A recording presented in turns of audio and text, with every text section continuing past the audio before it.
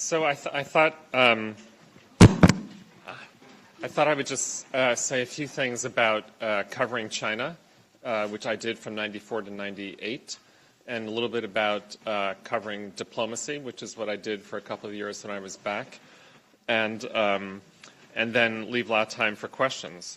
So one of the questions I often got when I was in China was, especially from people in the government, but occasionally also from students, was what had I done, or what was I doing, what would I do to improve U.S.-China relations?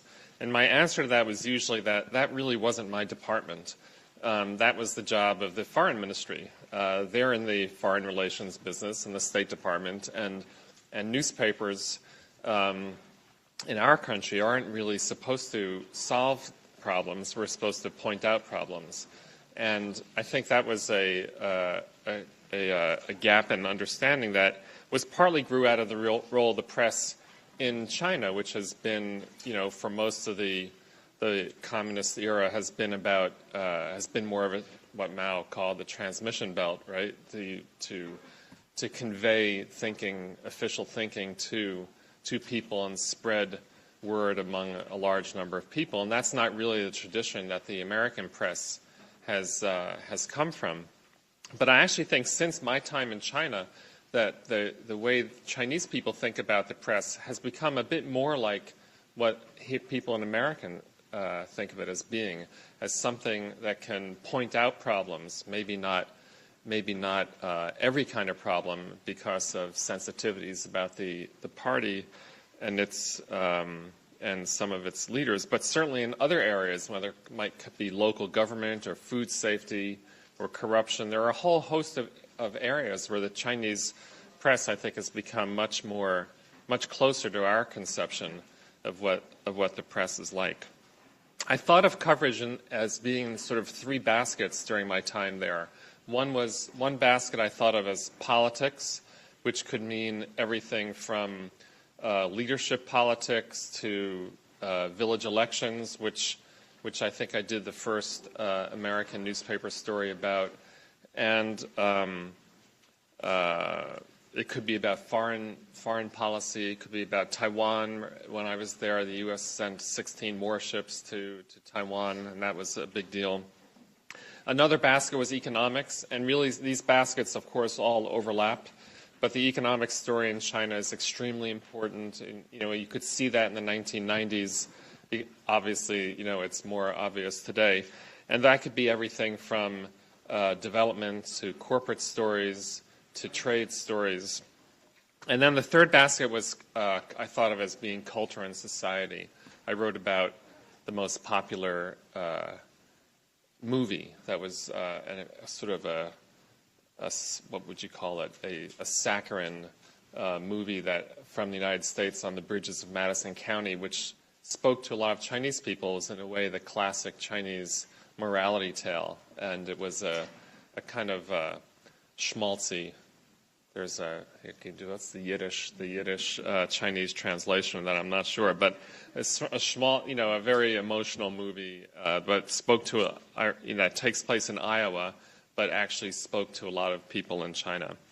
Or about the auctioning of a portrait of Mao that sold for over $500,000. What would Mao have thought about this Cultural Revolution era portrait selling for $500,000? So there are no shortage of things. And the whole idea, of course, was that the leadership in China was not going to change in any sort of fundamental way during my time in China, but everything else about China was changing in very important ways, and in ways that have produced people like you, who I think this audience is very different from a similar audience that I might have spoken to in the 1990s.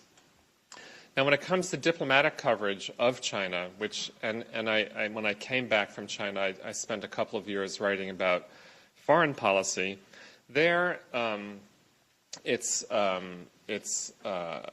a story when it comes to China largely in part about words. Words, I think, are very important when we cover foreign policy because, we don't go to war with most countries the way we have in the Middle East. Most countries were involved in a long series of negotiations. And one example of the importance of words, I think, is how the United States refers to Taiwan. And of course, this was the subject of a lot of negotiating before we normalized relations. But more recently, we also can see the importance of what words have and what they mean to people in the whole language that the State Department used a bit last year about this idea of a pivot toward China, and which accompanied this announcement that we would send a couple thousand troops to Australia, which angered the Chinese government. And now, more recently, I think there has been a decision to stop using the word pivot because it has all sorts of connotations that maybe we don't want to have. And, you know, throughout this period, I would argue that we haven't actually seen much of a change at all in foreign policy, but there's been a lot of struggle here about these words, and there are groups of people here you can identify who are on either side of that issue. I think I also wanted to say something about, Jan wanted me to say something about the impact that the media has on foreign policy. And I think that often there isn't that much, but sometimes there is. And I think the relationship between the press in the United States and the government, this brings me back a little bit to what I first said about the relationship that media has and whatever obligation it might have toward improving foreign relations, that the relationship between the media and the government has changed. And it changed a lot when I was a kid and we were in Vietnam.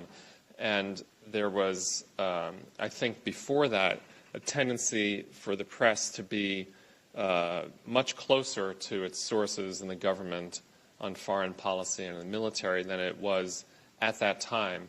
And there was a sense in the press corps at some point that the government was lying to us, that the war was not going that well, because for a long time the government said the war was going well. And there were reporters who exposed things like this terrible massacre that happened in My Lai and other incidents like that, which really undercut support for the war here at home. And I think that was important not only for the war itself, but in the entire relationship between the American press and our sources in the government. And that relationship is, as a general rule, I think, although not in all cases, that a general rule much more arm's length than it had been before. And there is a tendency to not necessarily take everything that the government here says at face value. I think that coverage also can affect foreign policy because we have people on the ground in places writing about circumstances that could create an impetus here at home for the United States government to change its policy. And one example of that, I think, was in the Balkans during the late 1990s, when I think that coverage of the Civil War helped spur President Clinton into taking a bit more of a stand and ultimately bombing Serbia. And I think that the lessons from that also helped affect policy that President Obama took in Libya. He didn't want Benghazi to become another instance of people being massacred in the way they were in Rwanda or other things. So there was, I think, that coverage of circumstances on the ground by our foreign correspondents has an effect on what policy can be back here.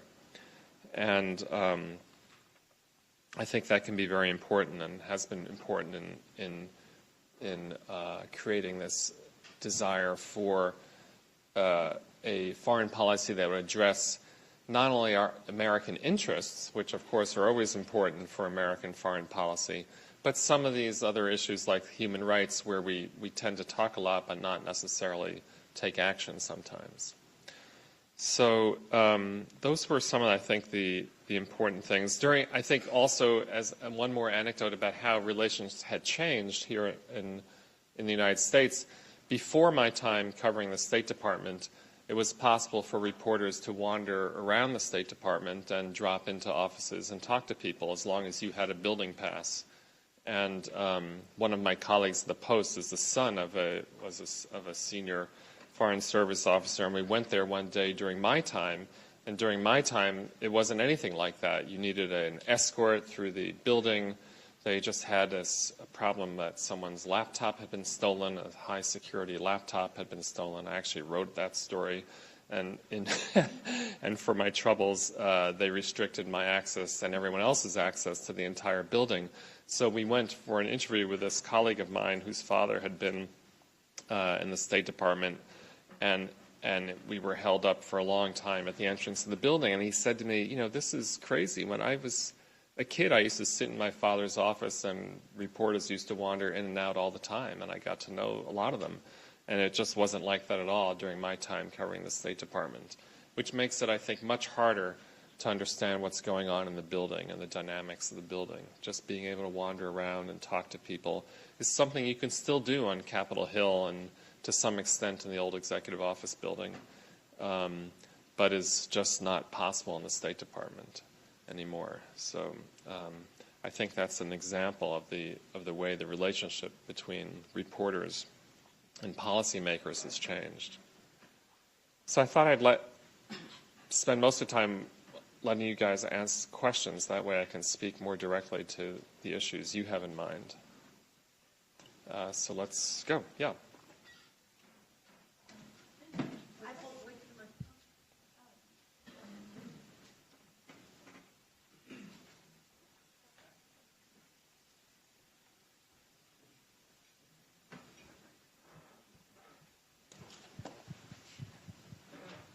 Thank you.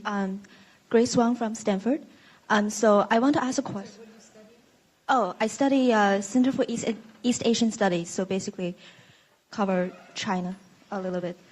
Well, I want to ask a question about how social media is changing the way traditional media is responding to immediate events that's provoking maybe a lot of general public's emotions. Mm-hmm. Because it's very important for a traditional reporter to take a stand that is more neutral than, say, social media would do. So how do you see the trend is changing? I think this is a great question because more and more people do rely on social media for quotes. You know, it's a quick and I think sometimes a lazy way of getting quotes because, but it's a little hard in China because often you go out in the street and it's hard to get someone to give you their name and people don't necessarily want to speak freely.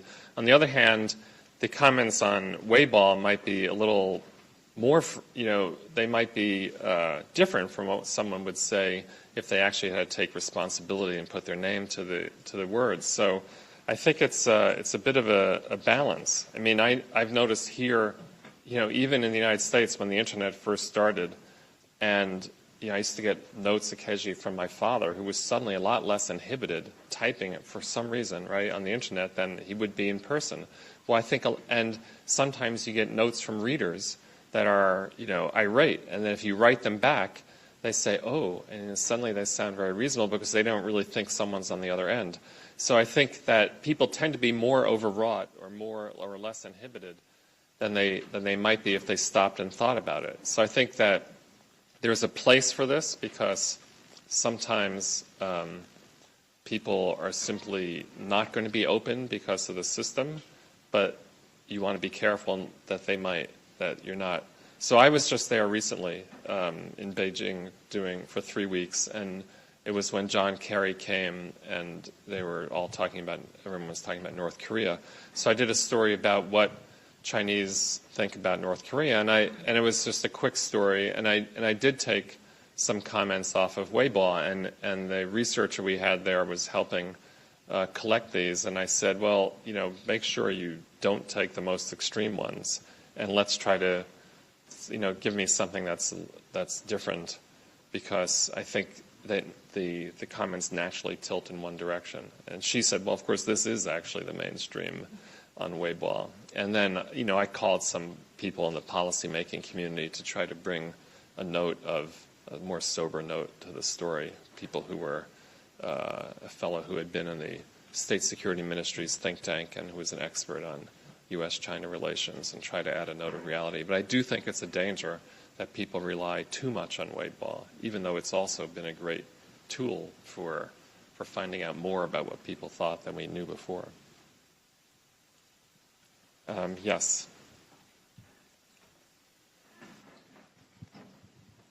Hi, my name is Lu Song. I'm a graduate student in Vanderbilt, where I study history of American foreign relations. One of the speakers we have this morning, Dr. Golden Gear, he talked about the anxiety of American foreign policy in a post-Cold War period. He talked about, this lack of, with the collapse of Soviet Union, there is no, obvious target or obvious enemy there.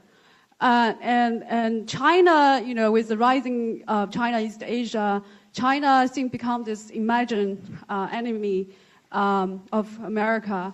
And, my question is, as a media practitioner, as you are, do you think how much media, what kind of role media play in this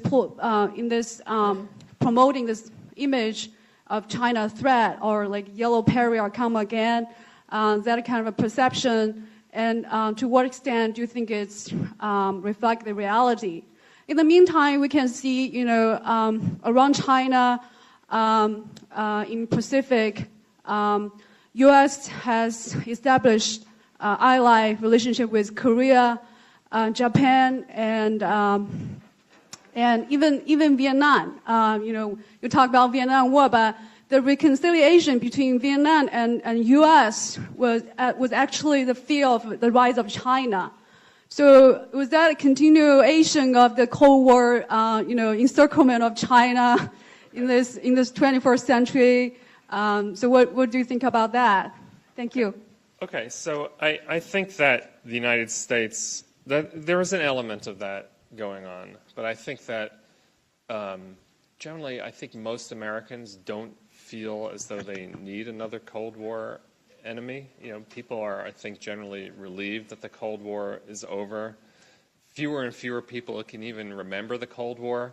So I don't think that, but at the same time, I think there are people who are looking for threats, and they're doing that for some other agenda. So let's take an example in the area I'm covering now about energy. There are a lot of people who have written about, the Chinese are going to take over the solar and old green tech area, and they play up that idea that the Chinese solar and wind industry is some huge threat. So, I think part of that is because those people want the U.S. government to do something that it might not otherwise do. I wouldn't necessarily think that all those people really believe the way they portray that. And in fact, the Chinese solar industry is hurting just as much as the American solar industry for the same reasons. Prices have crashed, and no one can make a big enough profit margin. So I think there are different areas of exaggeration about what China is doing. And, that's an example where people, I think, are using it in part to try to change U.S. trade or budget policy, or to have more stimulus spending in these areas. I think if you're talking about the military, it's a little bit different, because there you have people who really are worried about, some people who are worried about the Chinese military. I think that the cybersecurity is kind of the area right now where people are very concerned. And I think that's a bigger issue in some ways than conventional military capability. I mean, it's very hard for me to envision any scenario where the United States is actually going to fight, with conventional weapons with China, with the sole exception of Taiwan. And even in Taiwan, I think that we've managed to keep that in a relatively stable situation. North Korea is a different issue. It's always been a mystery to me why the Chinese don't see North Korea as a bigger threat than the United States sees it as. Here you have this, succession of somewhat crazy people who are now going to have a nuclear weapon on China's border. If I were Chinese, I would be more worried about that than I would be as an American. And, I think that's the kind of thing where China's foreign policy maybe hasn't changed as much as, or is first changing now in ways that I think they could have changed in the 1990s. And that would have had an impact on building some sort of better trust and working relationship with the United States that might have eased some of the threat language you see on the military front. And then there's the economic front. I mean, I think that a Chinese company is buying Smithfield Foods, to me, is not an international issue. It's a corporate issue. But you'll see people who want, they may raise fears about it because they want some other company to buy it. So I think it's important to sort all that out. It's not one thing happening, and it's not happening across the board, I think, here in the United States. It's much more complicated than that, I think. Yes, we haven't had... I'm not going to be as discriminatory as you. I'm going to call on him. That's true, yeah. Hi, my name is Hong Xiang. I'm an MP student from Columbia University, and I'm also a journalist writing for Southern Weekly, Nanfang Zhoumo.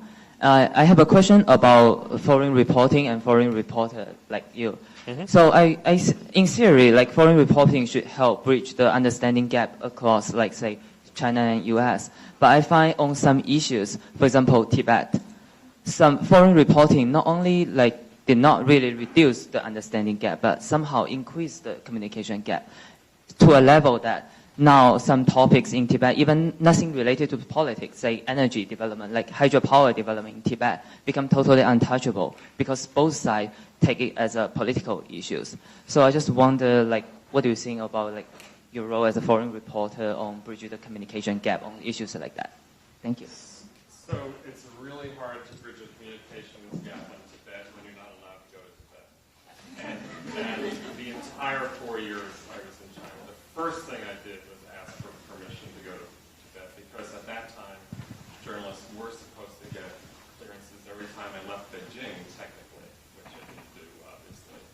But for Tibet, it was a different matter, and I never did get permission, partly because my predecessor, after not getting permission for 3 years, snuck herself into Tibet and wrote about it that way, which the government wasn't that happy about. But they made this situation, and I think that if we were able to go, we'd be able to portray a much different picture. So as it is, you report about Tibet through long-distance communications with people. I mean, that's very hard to do.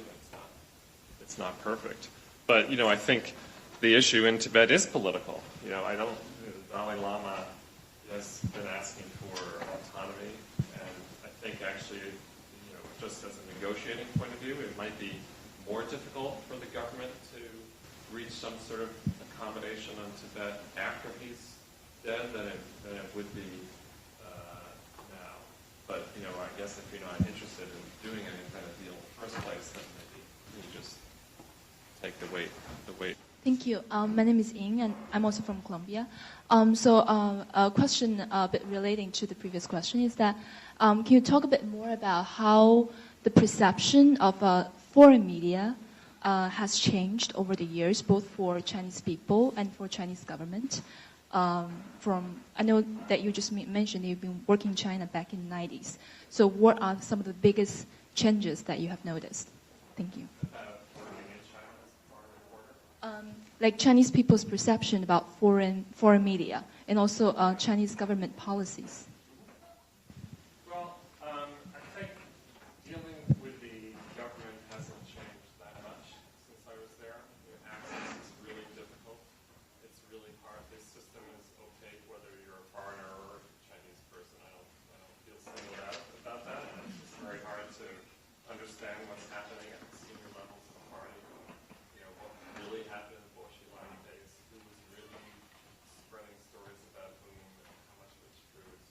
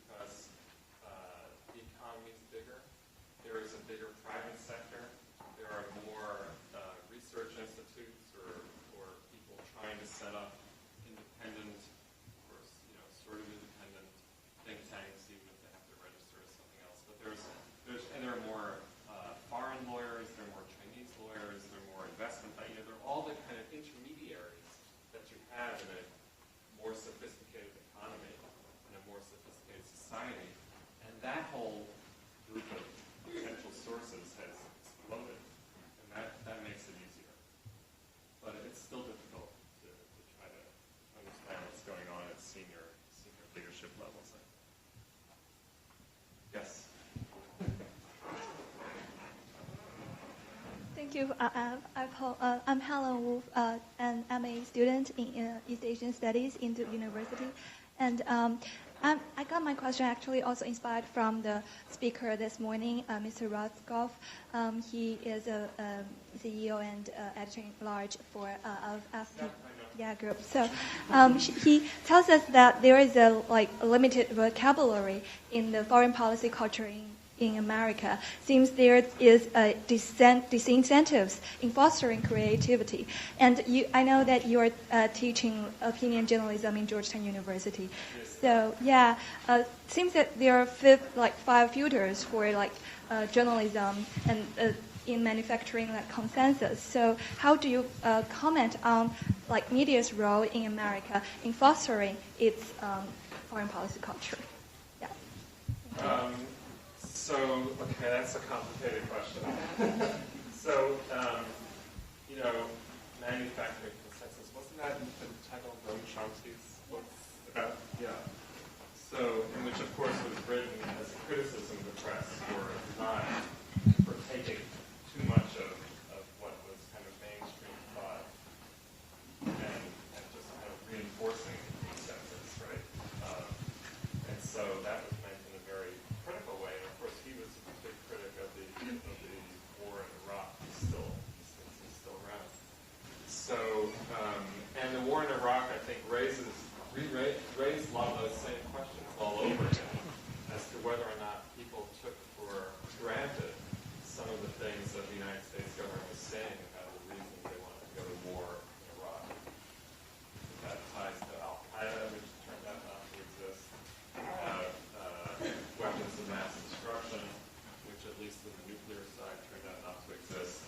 And I think that's also changed the media landscape because the war coincided with the explosion of news that was being transmitted over the web. And a lot of people who wrote for the web saw the Iraq war as a failure of the so-called mainstream media to write about things that might have convinced us not to go to war. So I think the issue is still out there, right? It's always a question of how much. I mean, reporters should be questioning everything, but sometimes sometimes it's hard to get some of that information.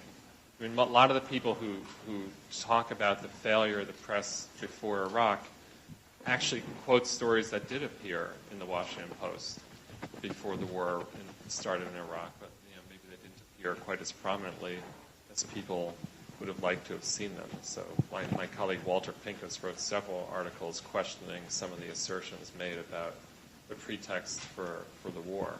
So, of course, there were other people who had other reasons for wanting to go to war too. So this is also a complicated question, right? Some people thought we would go and help spread democracy in that part of the world, and that we should do it for human rights reasons. So it's a complicated question.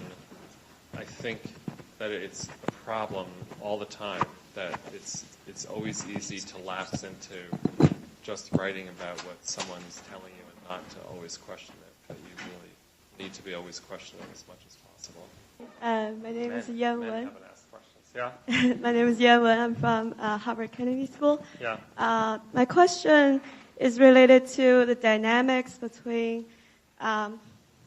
maybe media and social media, central versus local government in China. I heard someone, when talking about the media censorship in China, said that the foreign companies such as YouTube, Twitter, they were blocked in China because not because they're foreign. It's because the central government want the server to be in Beijing and want to be able to access the data so that they can monitor. And for the Chinese companies who ended up occupying the market in China, the server were in Beijing and the government were able to see the data. One parallel thing I was thinking for broader media is that maybe similar dynamic applies. The central government wanted to be able to monitor everything, But the censorship ended up being not so detrimental in the sense that the local government, who cannot see the data and who don't have the server located in their provinces, were forced to become really transparent and forced to really perform under the central government's pressure. And I want to see what is your take on this issue and what is your personal experience, if you have anything related to that. Thank you. So this is a huge issue, and the Times is blocked in China, Facebook's blocked, Twitter's blocked. I brought a laptop with me. I didn't bring my own laptop because I didn't want to share whatever I had on my own laptop with whoever was going to be looking at my laptop over the phone in China. I have a little semantic program that's supposed to block people who are attacking the computer, that has a little bell that rings every time it's fighting off someone attacking the computer. That thing went off every 5 minutes my whole 3 weeks in China, just dinging all the time. And that doesn't happen here. So obviously, it's worse for reporters, I think, but obviously, the government has a lot of people who have nothing else to do other than try to look at my laptop, which it doesn't have anything on it that they don't really know about already. So that's a problem, but it's a problem also, but it's a bigger problem than just, my laptop, because it's connected to intellectual property. I think a lot of people in the economic sphere are more inclined to come home to the United States. This announcement that just came out about Motorola moving its manufacturing to Texas, I think is partly economics, but also I think there's a hassle factor, which is hard to price in. And a lot of people don't want to have to worry about the security of their information so much, and they feel that they can be more secure here, notwithstanding our own little scandal about this recently, about the government checking in on the Associated Press to try to find a leak. I mean, I've always said that I actually worked in South Africa in the 1980s for the Wall Street Journal. I always said that working under surveillance in South Africa in the 80s and under surveillance in China in the 90s was good practice for being here in America or anywhere else in the 21st century, because everything is so vulnerable to hacking. But I think that in China it's a particular problem and it is focused, I think, largely on journalists and on industrial espionage, and I think that makes it very difficult for people to be open, right? It chills the entire conversation if you think that there is someone else in the room with you.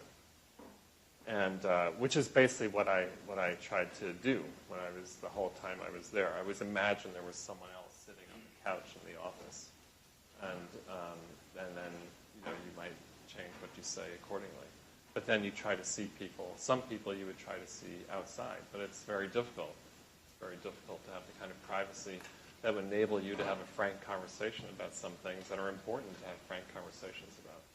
So I think it's a big problem. But important to deal with it, as responsibly as possible. Yeah.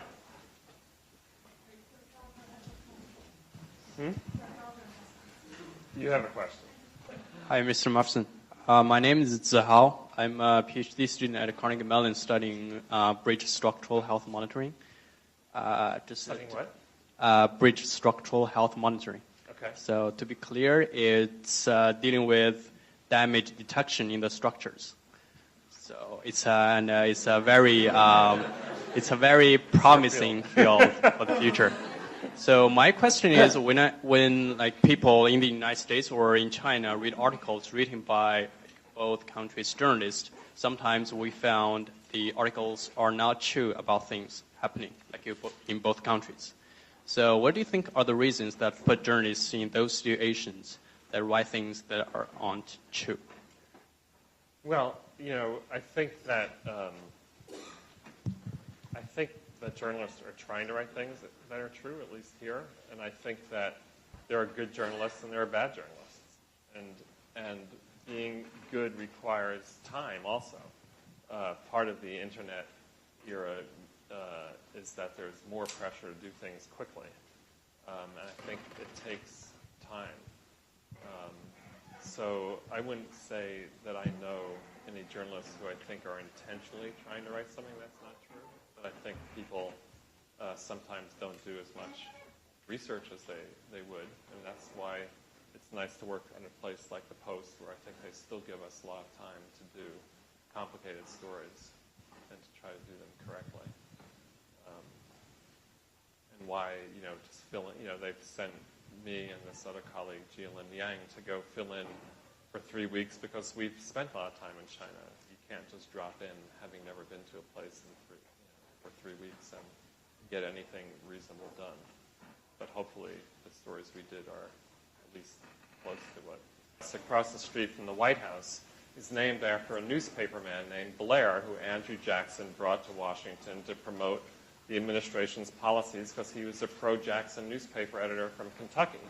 So it's really in the last half of the 19th century that started changing, partly because of certain individuals in the journalism world who weren't interested in just promoting their political careers, but actually wanted to do journalism as we kind of know it today.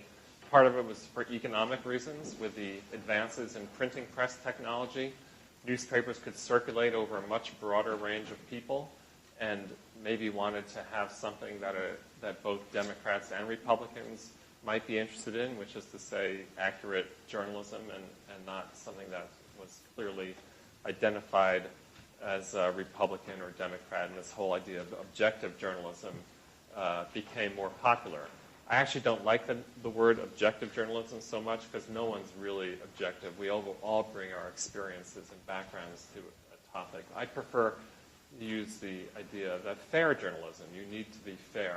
And I think that's something we can all achieve. So I think the internet is changing, and I think the Washington Post on its editorial page says we are an independent newspaper. It doesn't say Republican or Democrat. And the position on the editorial page changes somewhat depending on who's the chief executive of the company, which is now, we're in the third generation of the Meyer family, and on who's on the editorial page, and also what the issue is. I would argue that our page right now is what you would call interventionist on foreign policy. It's very concerned about human rights issues. It was, I think, supportive of the idea of intervention in Iraq, partly because of human rights issues. And on domestic issues, I think it's much more liberal and much more on the democratic side of things. So I think it's a little bit hard to pigeonhole, although I think other newspapers' editorial pages are a little easier to describe. But in any case, the editorial pages are really separate from the news copy. And I can tell you, having worked at the Wall Street Journal, that there was a huge gap between the private views of reporters, or even the stories, I would argue, fair-minded stories in the news section and what was being said on the editorial page. So I think that division is still a very important one for newspapers. So that that's why you're having trouble identifying them. The internet creates some pressure because the internet is much more opinionated, much more openly opinionated. And that's something that newspapers are struggling with. We want to compete in the internet world and to have a different kind of voice, but to do that without losing our sense of independence and objectivity or fairness. And that's, I think, a real challenge. There are, of course, Canada, there are different factions of people in Canada, so I should say the Canadian government isn't happy. People in British Columbia are much happier because the environmental movement's much stronger in British Columbia. And that fact is one reason why I think it'd be difficult for TransCanada to simply build an alternative route to the west coast of Canada, because the west coast of Canada is full of environmentalists and people who don't want to see a lot of tankers along the beautiful shoreline there. So I think that it would be a strain on U.S.-Canadian relations, but it'll survive. We're each other's largest trading partners still. China is not the U.S.'s largest trading partner, contrary to popular belief. Canada is, and primarily because of trade in oil and gas. Yes and yes.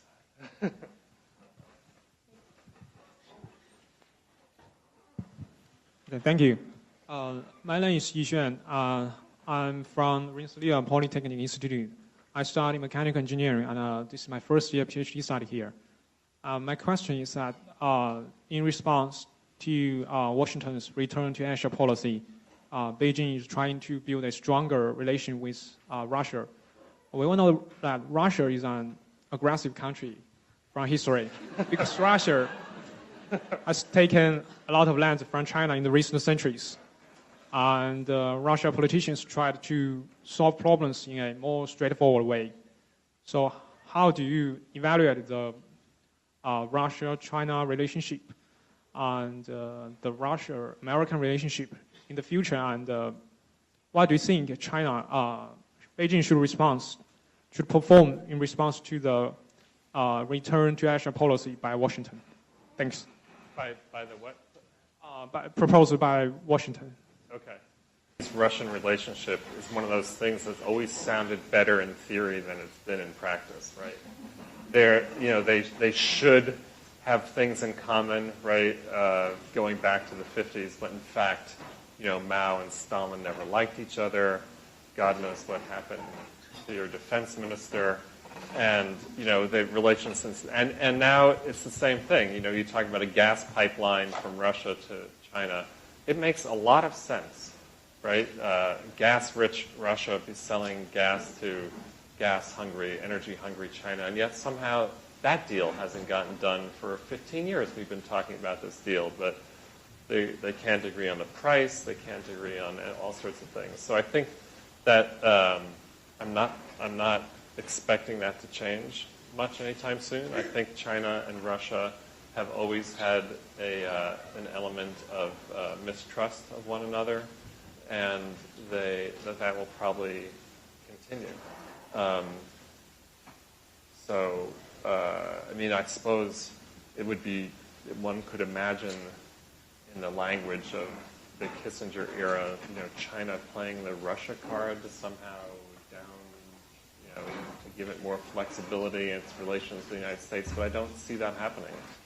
The relationship with the United States is so big and complicated and multi-layered now because of the economies that that's not really realistic, even if you wanted to do that, and I don't really think that's what China wants to do anyway.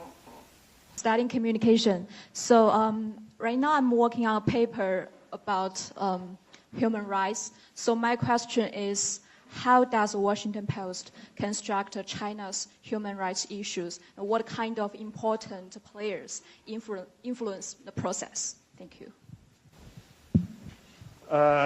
Okay, good question. So I think that the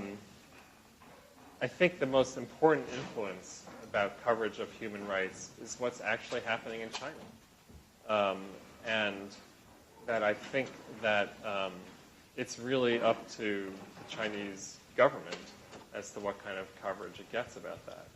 So obviously when Tiananmen Square happened, human rights was the story, the only story. And when I got there in 1994, there was a whole set of journalists who were leaving who had, for whom this had been the defining issue. So one of the things I did when I came to China was to try to think, this is maybe a more complicated answer than you wanted, right? So in South Africa, 1976, there was a huge student uprising. And when I got there in the mid-'80s, what had happened was that those students, a lot of them had gone to jail, they came out, they started organizing community groups, very kind of below the radar screen.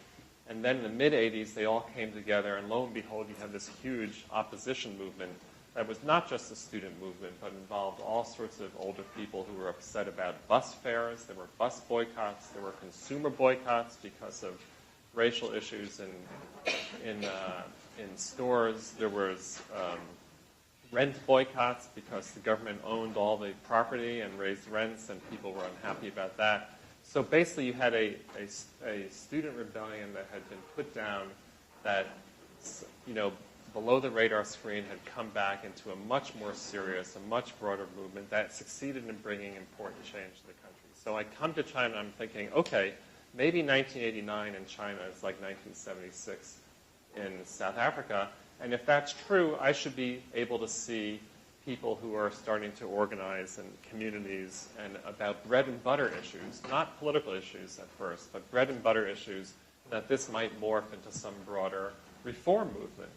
And I think I looked for that and frankly didn't really find it, because the Chinese government is, I think, very sophisticated about the danger of people organizing outside of government, and that's why everyone needs to register with the Civil Affairs Ministry if you doing anything at all, pretty much.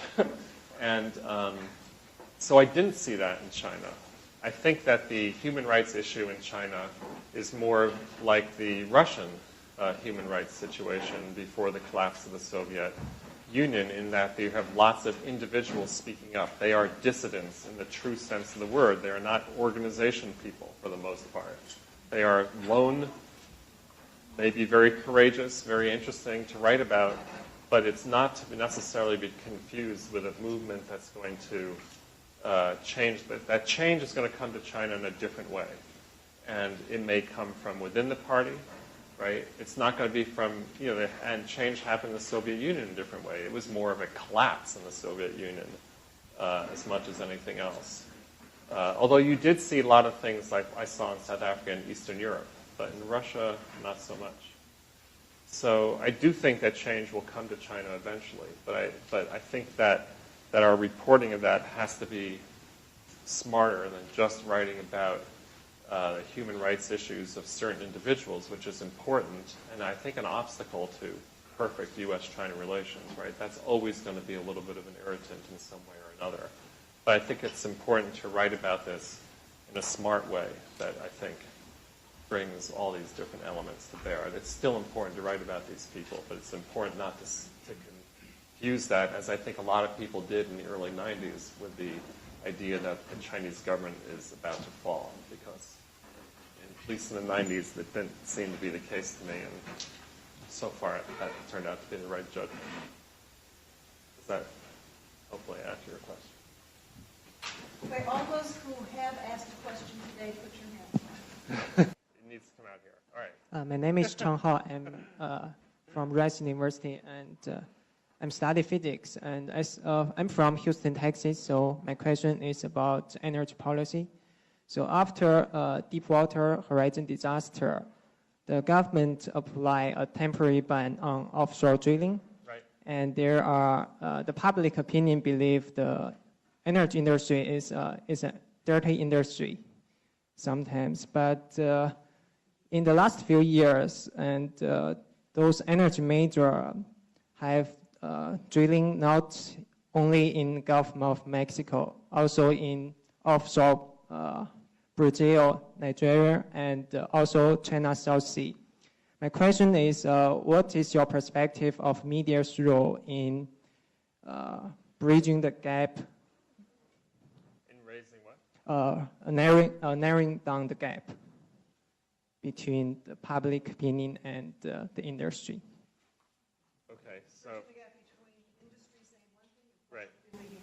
So I think that again, it's not our obligation to reduce that gap, right? It depends on what's happening, and reporting about what was happening in the Gulf of Mexico, I think, had a lot to do with raising public awareness of just how much risk is involved in the oil industry. I mean, I think that given people like to say that the era of easy oil is over, meaning that the era when you can go to places like Saudi Arabia and find a mega field, supergiant field like the Ghawar field, and they have maybe a couple hundred holes in the ground. It's maybe a couple thousand feet deep. Very easy. The oil has been coming up for decades. It will keep coming up for decades. But that era is kind of over, and we're going to more and more remote frontiers and more difficult terrains to find the oil we need. And I think that that's part of what happened in the spill. People became aware of that. They didn't like that, right? And that's the same with Keystone Pipeline. You know, we've got these terrible oil sand developments, like strip mining in these pristine forests in Alberta. No one's really thought about this stuff before. Or drilling in the Chukchi Sea, which is another problem. So I think that one of the things I think people are starting to realize is that we are going to more and more difficult places to drill, where more and more environmental hazard. And I think people are saying, well, wait a minute, is that what we really want to do? Meanwhile, however, we keep consuming more and more oil. So that's the tension, right?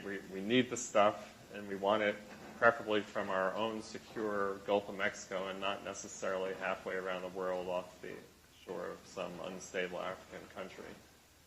We want it close, but we don't necessarily want it this way, and that's the tension I think you have on issues like the Keystone and offshore drilling, and those things will continue, I think. They magnify, I think, because the climate issue overlays all of that. So at the same time we have that tension between environmental risk and economic need, we also have this ceiling that we're going to bang up against on climate change. So I think this is going to be a big issue for the rest of our lives. You have a question. Yeah, go ahead.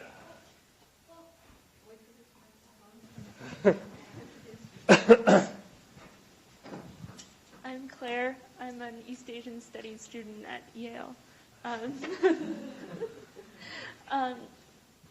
One of the things that strikes me about reading about China, I try to read in different newspapers, right? You try to read some Chinese newspapers, and you try to read some American newspapers, and it's not just about the perspective that people are writing from, but also what they're reporting on. And so in a country the size of China, there are a lot of stories, and what people are interested in reading about is different in different places. And so how do you choose what to write about? Because so much of what you were saying earlier about bridging some understanding gap, if you read a Chinese newspaper for a year, you would understand a lot more about what's going on in China. But the average American reader can't do that.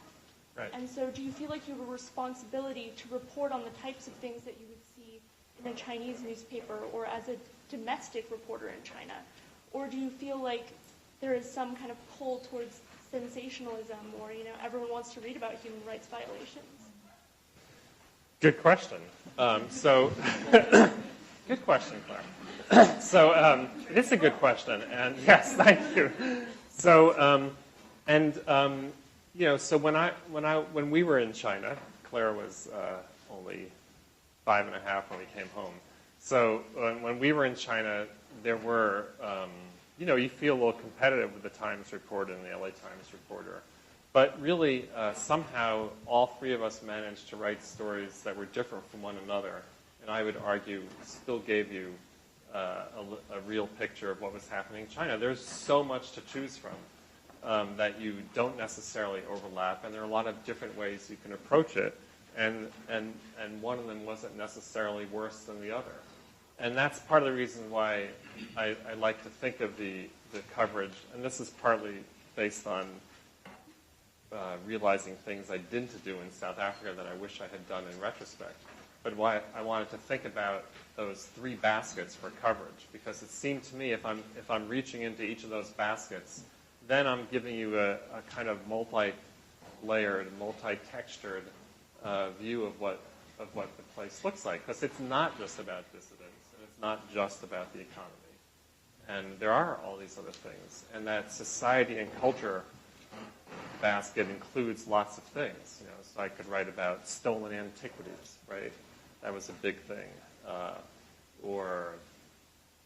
This was the most fun thing. I wrote about the ping pong championships. I wrote about, things people care about in China that aren't necessarily on the top. It's not all about U.S.-China relations, right? It's about what people are feeling, what people are interested in, and to find ways to tell that story, because I need a vehicle, right? I just can't say people feel a certain way I did one piece about, Clara's hearing me talk about this.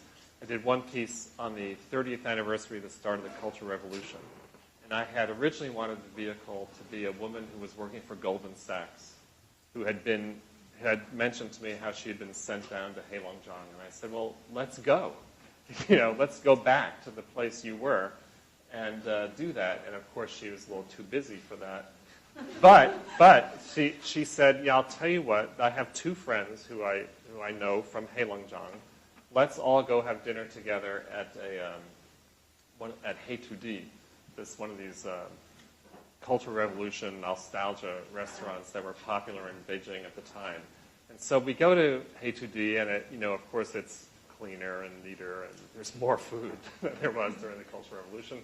But we were having this nice dinner, and one of these, and I asked them, so what happened before you went to Heilongjiang? Which turned out to be a question that none of them had ever asked one another, because they were too nervous to find out what their backgrounds might have been. And so the woman from Goldman Sachs told her story, which was not too unusual.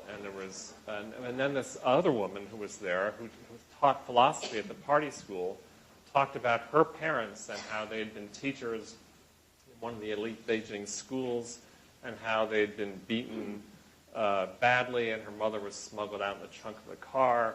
And, just went into this incredibly moving story. Breaks down in tears. This is 30 years later. She breaks down in tears in this restaurant, telling these, 30-year friends the stories that they had actually never bothered asking about. And it was just an incredible thing. And it wasn't about, human rights, and it wasn't about the economy, and it wasn't about leadership politics. This is just about the stuff, people are walking around with. We have our own stuff we walk around with in America, but this was some of the stuff there. And then the other fellow was an electrician who talked about his son recently had discovered his Red Guard uniform folded up in a closet somewhere. And the son had not realized his father had been in the Red Guards and was very upset about this. And he described this very tense conversation he had with his kid about why he had done it, why he had kept the uniform. And that is the kind of stuff that I think tells you about the country in ways that if you're just writing about big trade issues and stuff, would all get lost. Okay. Gosh, I don't know. Take the dog because you haven't had time. Okay. It's a different sort of affirmative action. Thank you very much. My name is Bin. I come from Duke University. You might know that, like New York University, Duke University is going to establish a joint venture university in Kunshan City in Jiangsu province in China, which is called Duke Kunshan University. As a student advisor to this great new initiative, I feel very great to participate in it because I see it as a great opportunity for the smartest American people and the smartest Chinese people to meet in the context of China. So maybe in the future we can hold a foreign policy colloquium in China. Same here, so that American students also come to China to listen to what Chinese policy, how Chinese policies are made. My question is that do U.S. media support this kind of initiative? What do you think U.S. media can do to support this kind of mutual understanding? And because everything comes from education, and mutual understanding comes from basic education. We learn from what we experience or what we learn from school and our parents and media. Thanks. So again, this isn't the kind of thing where I think the media feel any sense of responsibility at all. I mean, universities can do whatever they want to do. As it happens, a lot of universities are doing that. So I don't think that they really need the encouragement. In fact, if anything, there's probably some caution that should be used. Some of them jumping in with ways that I'm not sure I would do. But I mean, I definitely think it's helpful to go to China to learn about China. Claire spent her junior year of high school in Beijing, going to a program at thank you, and living with a Chinese family, which is a kind of experience that no foreign correspondent could ever really duplicate. And so I do think that's a great thing to do, and more Americans are doing it. Institutions are moving there, and that creates a whole different set of problems about academic freedom. And Yale is wrestling with this, not in China, but with a program it's doing in Singapore. And there's a lot of concern among the faculty at Yale about whether or not this joint venture with the National University of Singapore will meet the kind of standards that for free discussion that the Yale students and faculty feel is very important. So I know Duke's got a place in China, and that there have been some people who mentioned issues about that. I talked to the dean of the business school at the University of Virginia, who's talking about their program in the Middle East. And I think one of the things he raised was the idea of whether or not universities here should actually be investing in physical plant in these places. Because once you've invested in a building in bricks and mortar, it's very hard to move. Whereas he said when the Arab Spring happened in the Middle East, they just picked up the whole program and moved it to a different country, and it wasn't that big a deal. So I think that's the kind of strategic question that some of these institutions have to deal with. But I do think that the trend is toward doing more and more things in China, even at the 798 gallery space. I saw that. I was there the other week, and Pace University has a big building there now. So all sorts of people are moving there because it is important academically, it's important economically, it's important culturally. Can't really understand the world. And we need to be more and more savvy about each other, I think. Okay, thank you very much. Thanks.